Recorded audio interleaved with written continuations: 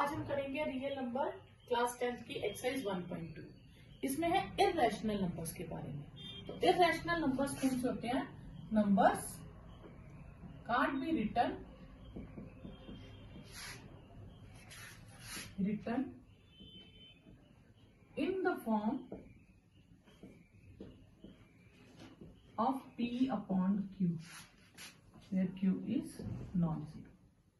जो p और p upon q की फॉर्म में ना लिखे जा सके उसे हम क्या कहते हैं? Irrational number. ठीक है, where p and q are integers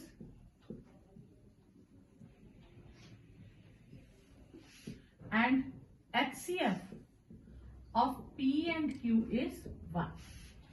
तो जो नंबर हम p by q की फॉर्म में नहीं लिख सके उसे हम क्या कहते हैं? Irrational numbers. इसकी पहचान क्या है? आपने 9th में भी करा था इररेशनल नंबर, जिसमें डेसिमल एक्सपेंशन चेंज होती जाएगी and so on. Non repeating, non recurring, ठीक sir, non terminating, non recurring. Repeating और रकरिंग तो एक ही हो गया। जैसे 2.37, 377, 3777। ठीक है, तो ये रिपीट भी नहीं हो रहे और टर्मिनेट भी नहीं हो रहे। तो नॉन टर्मिनेटिंग, नॉन रकरिंग जो होंगे उसे हम क्या कहेंगे? Irrational numbers. दूसरा, जिनका रूट पॉसिबल ना हो। ठीक है, √3 हम √4 नहीं लेंगे, क्योंकि √4 जो होगा उसे हम √2 का स्क्वायर लिख सकते हैं और वो कट जाएगा, वो 2 की फॉर्म में आ जाएगा। तो जिनका स्क्वायर रूट पॉसिबल है वो किस कैटेगरी में आ जाते हैं? रैशनल में। अब जिसका स्क्वायर रूट पॉसिबल नहीं है वो किस कैटेगरी में आते हैं? इररेशनल की कैटेगरी में। ठीक है, ऐसे बहुत सारे नंबर है, 6 भी ले सकते हैं हम। ठीक है, क्लियर? तो दो कैटेगरीज, दो तरह से इररेशनल नंबर को हम डिफाइन करते हैं। पहली फॉर्म होती है नॉन टर्मिनेटिंग, नॉन रकरिंग, जो टर्मिनेट भी ना हो, जिसकी डेसिमल एक्सपेंशन खत्म भी ना हो और रिपीट भी ना हो। ठीक है, अब और दूसरा, जिनका स्क्वायर रूट पॉसिबल ना हो। नेक्स्ट है fundamental theorem of arithmetic. Fundamental of theorem of arithmetic कहती है एवरी कंपोजिट नंबर, यानी कि वो प्राइम नहीं होना चाहिए, अगर वो कंपोजिट है, that can be express as a product of primes, हम उसे प्रोडक्ट ऑफ प्राइम्स में लिख सकते हैं। एंड वो जो भी फैक्टराइजेशन होगी वो यूनिक होगी। ये नहीं कि आज हम करते हैं तो कोई फैक्टराइजेशन है, कल करेंगे तो कुछ और बन जाएगा। जैसे सपोज मैं 12 की फैक्टराइजेशन करती हूँ 2 into 2 into 3, ये होगी।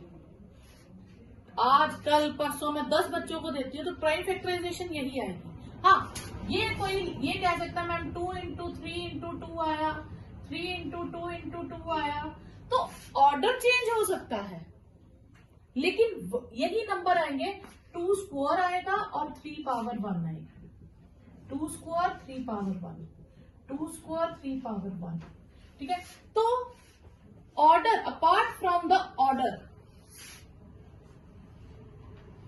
इन which the prime factors occur, other near order है कि उनके ऑर्डर पे इफेक्ट नहीं पड़ेगा कि वो आगे पीछे लिखो, लेकिन प्राइम फैक्टराइजेशन जो होगी वो उनकी यूनिक होगी। क्लियर? नेक्स्ट थ्योरम है हमारे पास, let p be a prime number and p divides a square. Prime number किसी नंबर के स्क्वायर को डिवाइड करता है, देन वही प्राइम नंबर उस नंबर को भी डिवाइड करेगा बिना स्क्वायर के भी। ठीक है, where a is any positive integer. कहने का मतलब हम पहले कोई a पॉजिटिव इंटीजर ले लेते हैं। Let a be any positive integer. ठीक है, अब हम इसे सिंपल से एक एग्जांपल लेके करते हैं। सपोज करो मैं इजी सा पॉजिटिव इंटीजर ले लेती हूँ 6, तो मैंने a मान लिया 6 है। ठीक है, अब a स्क्वायर चाहिए तो मैं क्या करूंगी? इसका स्क्वायर 36। ठीक है, अच्छा यहां तक हम रखते हैं। ठीक है, साथ साथ मैं आपको थ्योरम में समझाऊंगी, साथ साथ एग्जांपल में समझूंगी। अब मैंने कोई एक पॉजिटिव इंटीजर लिया, जो पॉजिटिव इंटीजर है, अब ये उसने नहीं कहा कि वो प्राइम है, क्या है, मान लेते हैं वो कंपोजिट है। अगर प्राइम होगा तो फिर तो वो प्राइम नंबर हो ही नहीं सकता, क्योंकि p जो है वो खुद को ही डिवाइड करेगा। ठीक है, हम मान लेते हैं a क्या है हमारे पास? Any number. प्राइम भी ले सकते हैं हम इसको, a को प्राइम नंबर भी ले सकते हैं, एक नॉन प्राइम भी ले सकते हैं। फिर हम नॉन प्राइम लेते हैं। ठीक है, अगर वो नॉन प्राइम है तो फिर वो कंपोजिट नंबर है। और fundamental of theorem of arithmetics क्या कहती है कि हर कंपोजिट नंबर की प्राइम फैक्टराइजेशन हो सकती है। हम मान लेते हैं कि एक ही प्राइम फैक्टराइजेशन में P1, P2, P3 so on बहुत सारे Pn नंबर है, ठीक है dear. P1, P2 so on Pn are prime number. ये सारे क्या है? प्राइम नंबर्स हैं, ठीक है। और इसमें एक कंडीशन है, ये सारे अलग अलग होंगे ऐसी कोई कंडीशन नहीं, रिपीट भी हो सकते हैं। जैसे हमने 12 में किया था तो 2 into 2 आया था, ठीक है। तो नॉट क्लियर, तो ये रिपीट नहीं होंगे। Not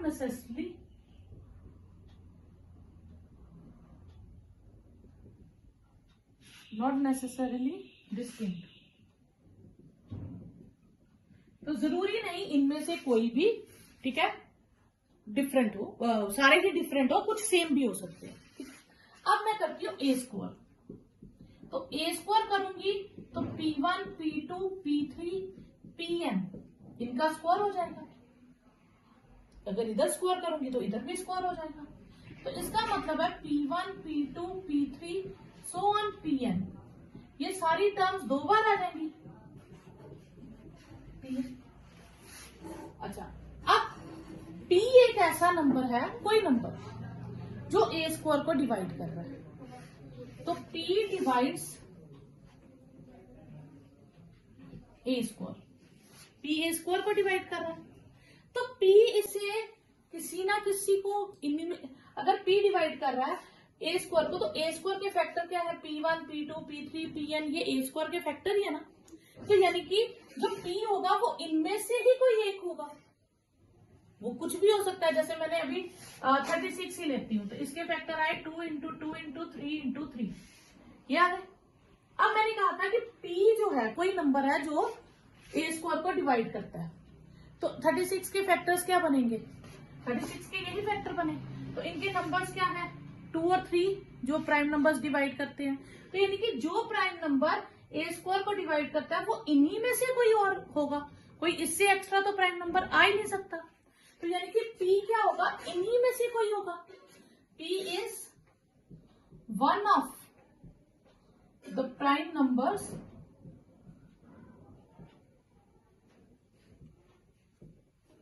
P1, P2 and so on Pn। P इन्हीं में से कोई एक नंबर होगा, इनके अलावा तो हो ही नहीं सकता, ठीक है। अच्छा, अब P अगर इनमें से कोई एक है, क्योंकि ये तो रेपिटेशन होगी ना उसकी 2 बार, होगा तो इन्हीं में से, ये इनमें से हो या इनमें से हो, बात तो एक ही है। अगर इनमें से है तो इनमें से है, तो ये सारे नंबर क्या कर रहे हैं? ये नंबर्स किसके फैक्टर्स थे? ए के, ठीक है। तो P divides one of the prime factors. अब हम प्राइम फैक्टर्स लिख लेंगे, P1, P2 so on Pn। Numbers की जगह अब हम क्या लिख देंगे? प्राइम फैक्टर्स, क्योंकि ये प्राइम फैक्टर्स किसके हैं? ऑफ ए। तो इनमें से किसी एक को डिवाइड करेगा। अगर इनमें से किसी एक को डिवाइड करेगा तो ऑब्वियस है कि वो ए को भी पूरा पूरा डिवाइड करेगा। तो P डिवाइड्स ए, तो यही हमें शो करना है, ठीक है। तो अगर कोई प्राइम नंबर किसी नंबर के स्क्वायर को डिवाइड करता है तो वो उस नंबर को भी डिवाइड करेगा। आगे जाके आप जैसे क्वेश्चंस में करेंगे, तो अगर 3 डिवाइड्स, जैसे एक प्राइम नंबर ले लें, 3 अगर ए स्क्वायर को डिवाइड करता है और 3 प्राइम नंबर है, तो 3 डिवाइड्स ए आल्सो, ठीक है। ये तभी पॉसिबल होगी जब ये नंबर जो होगा प्राइम नंबर होगा। अगर ये कंपोजिट नंबर है फिर ये पॉसिबल नहीं है। क्लियर? क्यों? क्योंकि देखो 2 36 को करता है, ठीक है, 3 भी 36 को करता है, 2 और 3 दोनों 6 को भी करते हैं। अगर यहीं पे मैं नंबर ले लूं ये मिक्स करके 18, अब 18 प्राइम नंबर नहीं है, 18 36 को डिवाइड करता है पर 18 6 को डिवाइड नहीं करता। क्लियर? तो ये जो प्रॉपर्टी है ये सिर्फ प्राइम नंबर्स के लिए है, जो नॉन प्राइम यानी कि कंपोजिट नंबर है उनके लिए प्रॉपर्टी नहीं है। क्लियर? नेक्स्ट फर्स्ट क्वेश्चन है, prove that √5 is irrational number. अब ये तो हमने बाय डेफिनेशन ही कर लिया था कि ये √5 इरेशनल होता है, पर अब हमें से इसे प्रूफ करना है। तो जो चीज है मतलब इरेशनल और उसे प्रूफ भी इरेशनल करना है, तो हम by the method of contradiction करेंगे। मेथड ऑफ कॉन्ट्राडिक्शन क्या है? हम मान लेंगे कि ये रैशनल है, ठीक है। तो late assume that √5 is a rational number, ठीक है, कि मान लेते हैं कि ये क्या है? Rational number. तो डेफिनेशन क्या थी रैशनल नंबर की? तो हम इसे किस फॉर्म में लिख सकते हैं? a बाय b की फॉर्म में लिख सकते हैं, where a and b are integers. ये क्या है? इंटीजर्स। और b नॉन जीरो है, और HCF of a and b वो 1, ठीक है। a और b का HCF कितना? 1, मतलब और इसकी कटिंग पॉसिबल नहीं है। ओके, अब रूट कैंसिल करने के लिए हम क्या करेंगे? Squaring both side. तो ये हो जाएगा √5 का स्क्वायर और ये हो जाएगा a बाय b का स्क्वायर। तो this implies 5 is equal to a square upon b square. Cross multiply कर दे तो 5b स्क्वायर किसके इक्वल हो गया? a स्क्वायर के। तो a स्क्वायर किसके इक्वल हो गया? 5b स्क्वायर के। यानी कि a स्क्वायर के फैक्टर आ गए 5 into b into b। a square के फैक्टर क्या क्या हो गए? 5 इंटू b इंटू b। तो 5 एक फैक्टर हो गया। तो जो फैक्टर होता है, तो फैक्टर फिर क्या करेगा? Factor divides a square. जो फैक्टर होगा वो उस टर्म को डिवाइड करेगा जिसका फैक्टर है। अब 5 प्राइम नंबर है, तो अभी हमने थ्योरम की थी जो प्राइम नंबर होता है अगर वो किसी के स्क्वायर को डिवाइड करता है तो वो उस नंबर को भी डिवाइड करेगा, ठीक है। Because 5 is a prime number, therefore 5 divides a। 5 अगर a को डिवाइड करेगा तो फिर a क्या हो जाएगा? 5 इंटू समथिंग, ठीक है, for some integer k, for some integer k। तो ये जो है इसे हम नाम दे देंगे यहाँ पे इक्वेशन 1 और इसे नाम दे देंगे इक्वेशन 2। तो putting value of a in equation 1, ठीक है, यूजिंग 2 in 1। तो a को मैं किससे रिप्लेस कर दूंगी? 5k से। तो 5k whole square is equal to 5b square. तो ये हो जाएगा 25k square is equal to 5b square. 5k square is equal to b square. तो अगर मैं इसको ऐसे लिखना चाहूं तो मैं लिख सकती हूँ b square is 5k square. तो b स्क्वायर के फैक्टर क्या है? 5 एंड k इंटू k। इसका मतलब 5 क्या हो गया? Factor of b square. तो 5 is a factor of b square. तो 5 प्राइम नंबर है, तो 5 is a factor of b। तो यहां हमने कहा 5 a का फैक्टर है, डिवाइड करता है मतलब फैक्टर है। यहां मैं कह रही हूं 5 b का फैक्टर है, तो 5 तो दोनों का फैक्टर हो गया फिर, ठीक है। तो therefore 5 is factor of both a and b। ये तो दोनों का फैक्टर हो गया। अगर दोनों का फैक्टर हो गया तो फिर HCF जो है a एंड b का कितना आ जाएगा? 5, क्योंकि दोनों ही उससे डिवाइड हो रहे हैं, फिर तो 5 से कटिंग हो जाएगी। तो HCF कितना आ जाएगा? 5। जबकि बाय डेफिनेशन हमने क्या कहा था? HCF 1 है, और यहाँ पे क्या आ गया? HCF 5, which is a contradiction, ठीक है। तो विच is a contradiction, hence our supposition is wrong।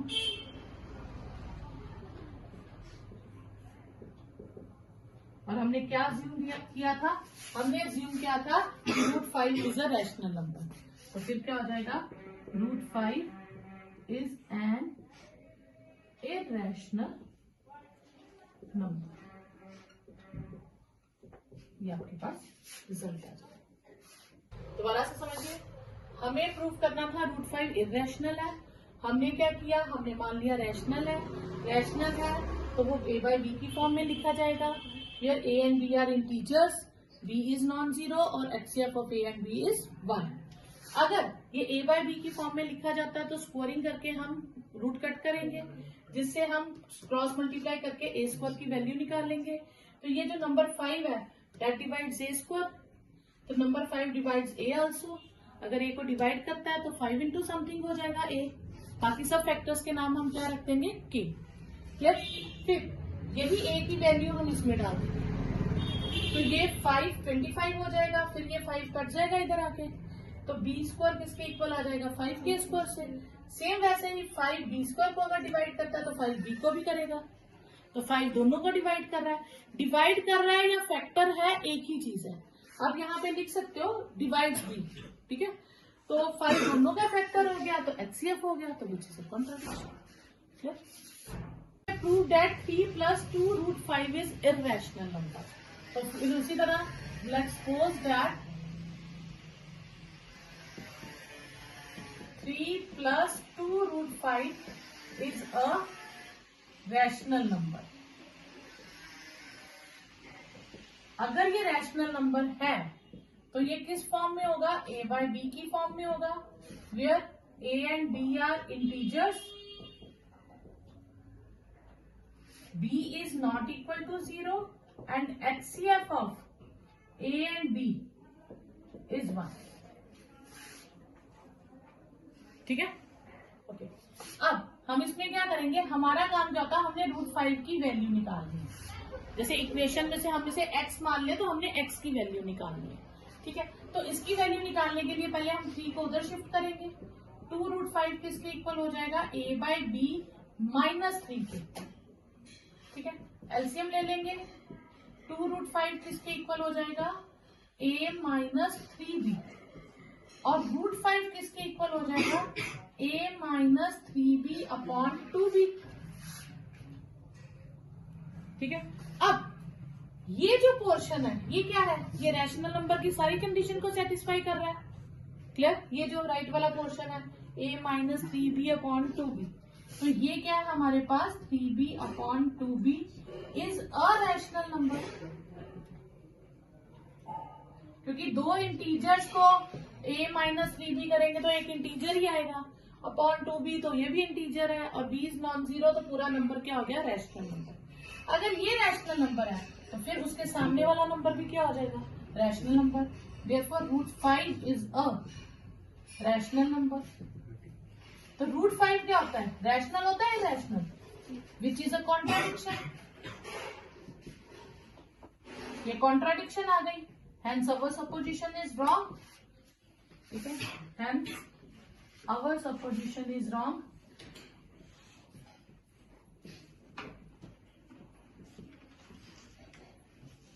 तो 3 plus 2 root 5 is an irrational number।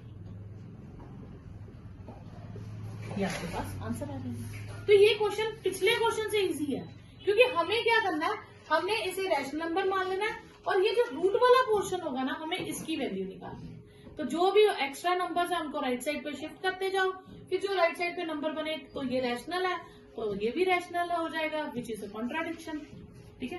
तो गिवन नंबर इज इररेशनल।